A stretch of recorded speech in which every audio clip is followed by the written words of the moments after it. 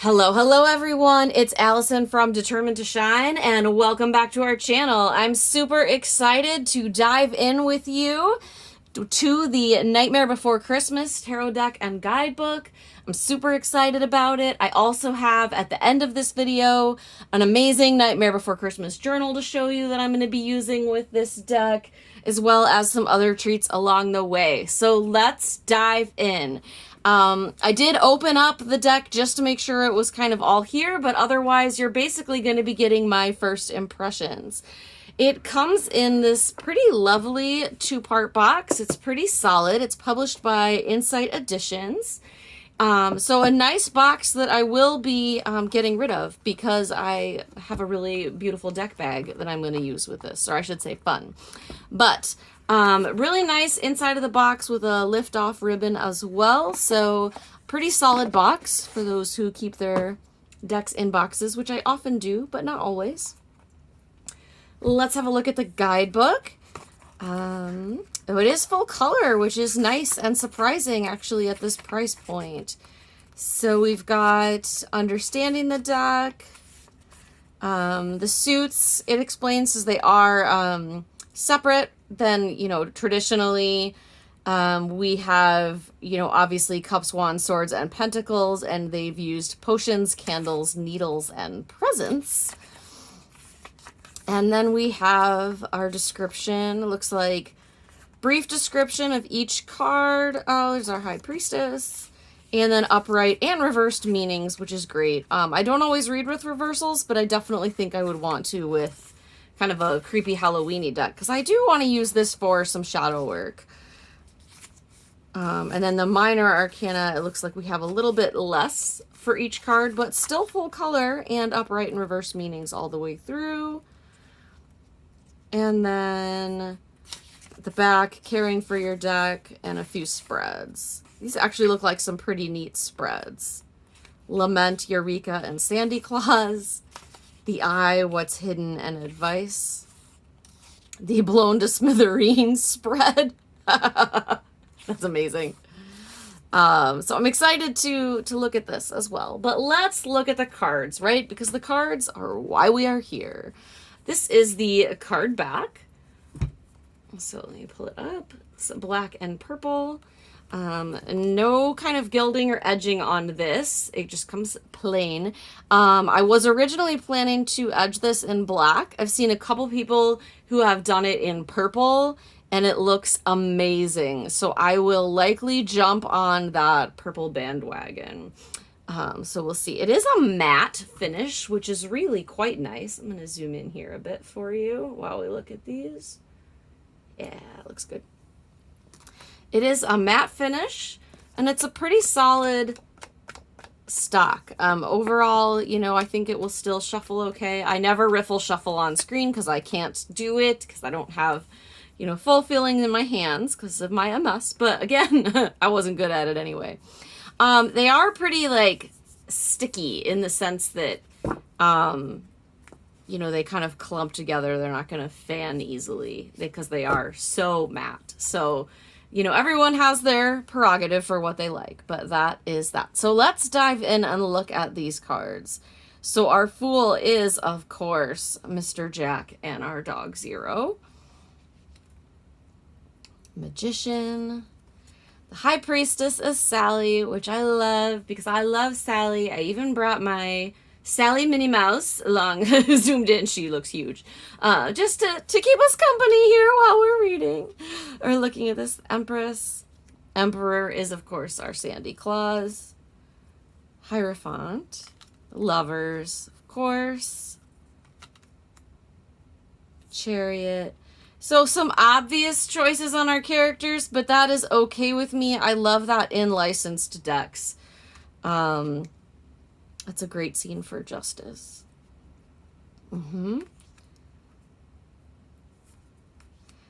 Oh, that's really cool for Temperance. I love that. Sally mixing the elixirs with that smoke coming up. Tower, of course. Aww, a star.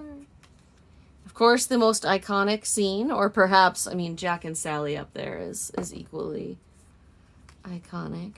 Oh, I love the Christmas lights as the sun. Judgment, Santa's List. And the world with all our holidays in the trees. That makes sense. Okay, so this is, they have the, it looks like we have the court cards and then the 1 to 10 coming in. So this is our candles.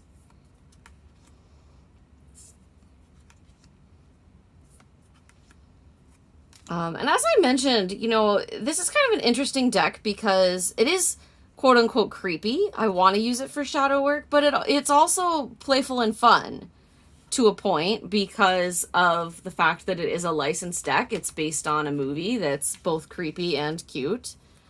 So this is interesting. We have some illustrated minor cards and some more pippish cards, which isn't terrible, but I feel like there's kind of a missed opportunity because like this is much cuter than these are just, you know, very plain, which is again not terrible, but some missed opportunities. A 10, that's okay. All right, we have presents, which are our pentacles. King, haha, that's adorable. Knight, and our little page. Ace of presents, I really like that actually. Let's keep on going on. I do really like these overall. Even the pip cards I think are okay. I will probably just pull out my numerology associations for some of these rather than using the scenes on the card. But especially these 9s and 10s, I feel like are some missed opportunities if I'm just being honest. Okay, that is a creepy king. It's our queen, knight, and page of needles. Ace and 2. Of course, right? So our needles are our swords. Again, very, very plain.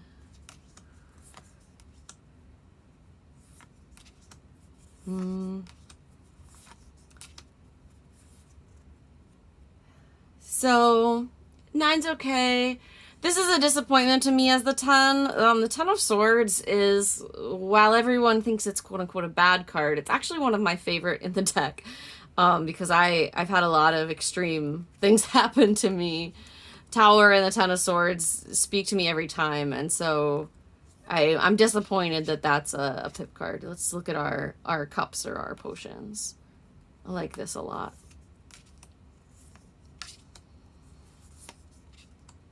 Ace.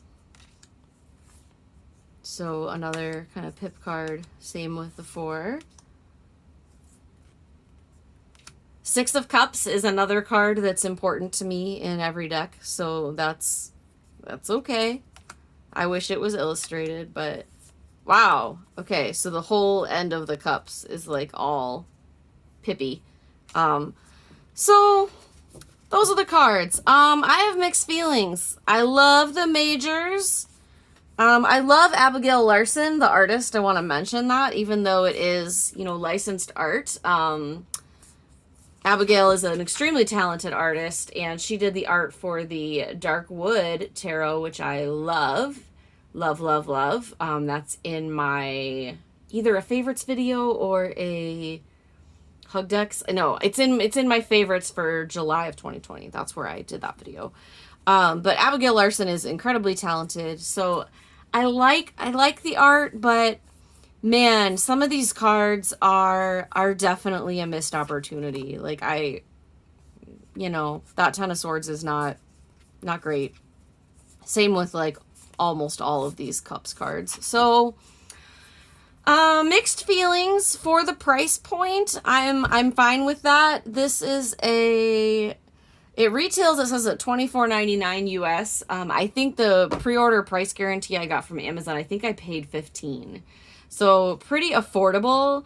I'm still really excited to play with it because I think this is a great deck for what I'm going to call my entry-level shadow work, because some of these scenes and memories are very like loving and comforting to me, even though they're creepy and dark.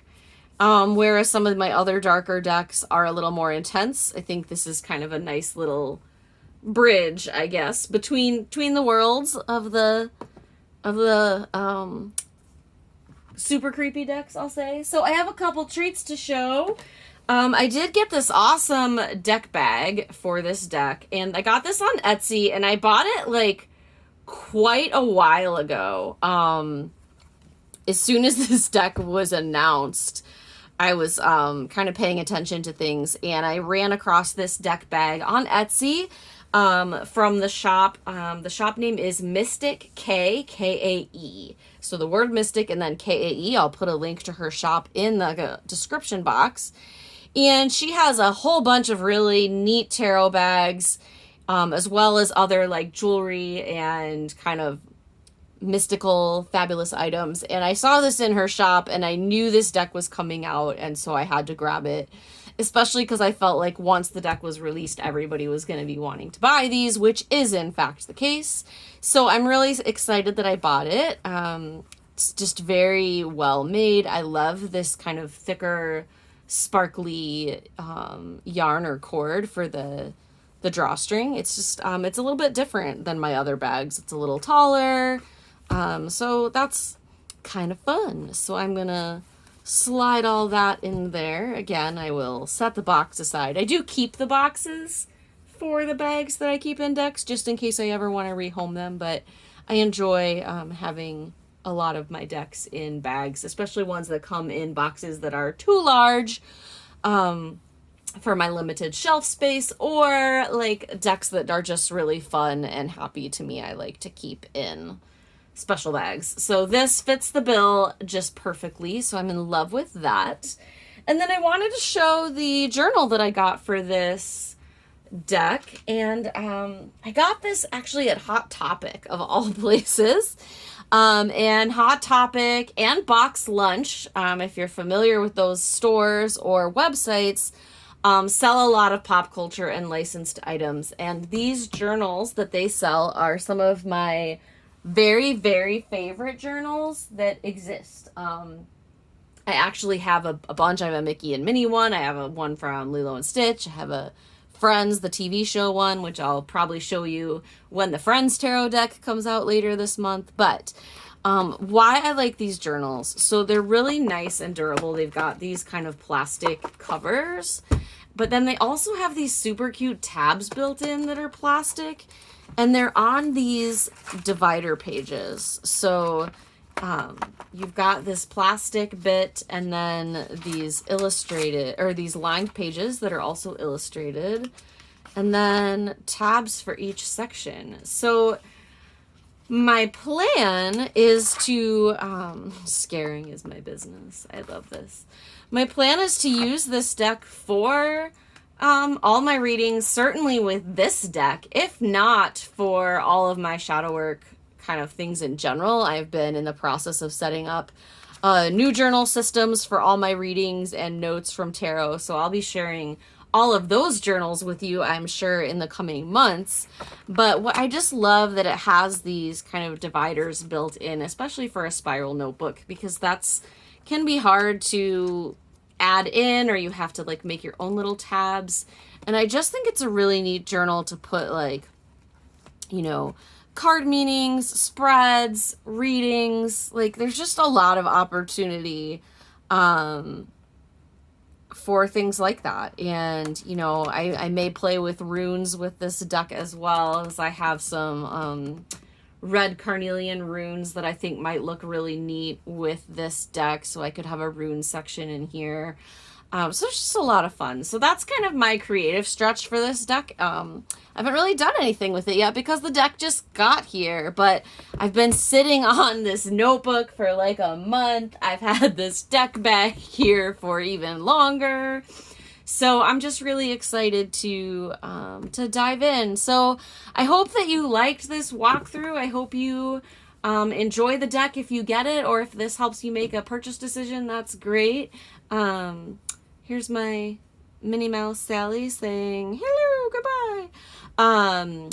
And just a reminder, as always, that darkness is temporary, and we can always chase down the light and bring light to our shadows and our dark places. And so I wish you lots of love and magic and joy and all the happiness in the world. Even on Halloween, I will tell you, I've been singing the Halloween song like over and over since the deck arrived. So I'll spare you the singing just this once. But yeah, lots and lots of love to you. If you liked this video, pretty please like, subscribe, leave a comment, tell me what you think of the video, tell me what you think of the deck. Super excited to hear from you guys and connect, and all of those interactions just mean a lot to me as I'm growing my channel. And as always, you can also find in the description box the links for the deck, the bag, the journal. She does not have any of the Nightmare Before Christmas bags in as of the moment of filming. I don't know if she's planning to make more, but she does have amazing things, and her shop is definitely worth checking out. So lots of love to you guys. Yeah, have a great night, and we'll see you later. Bye-bye.